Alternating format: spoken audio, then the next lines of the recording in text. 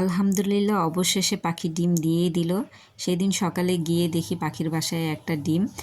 আমি অবশ্য পাখিকে খাঁচায় বন্দি করে পালাটা পছন্দ করি না, এবং পাখি যে টয়লেট করে সেগুলো পরিষ্কার করতে আমার ভালো লাগে না।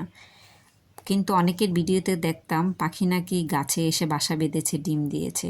এটা দেখে আমার ভালোও লাগতো, আবার আফসোসও হতো। কোথায়, আমার তো অনেক গাছ, কোনো পাখি তো আসে না, বাসাও বাঁধে না। আলহামদুলিল্লাহ, সে আশাটা অবশেষে পূরণ হয়েছে। আমার বারান্দায় অবশ্য অনেক পাখি আসে, সারাদিনই কিচিরমিচির করে। তাদের জন্য পর্যাপ্ত পানি এবং খাবারের ব্যবস্থাও করেছি। এখান থেকে পাখি এসে পানি খায়, এখানে মাছও আছে।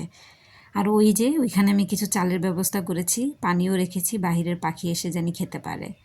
পরের দিন সকালে গিয়ে দেখি আরেকটা ডিম।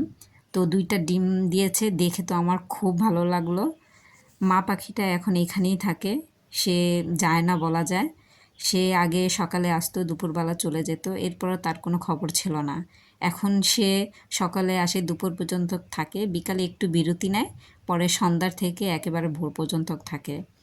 মা বুঝি এমনই হয়, সে এখন আমাকে দেখেও ভয় পায় না, আর ডিমগুলোকে রেখে উড়ালও দেয় না। সে তার ডিমগুলোকে নিয়ে আঁকড়ে ধরে বসে থাকে।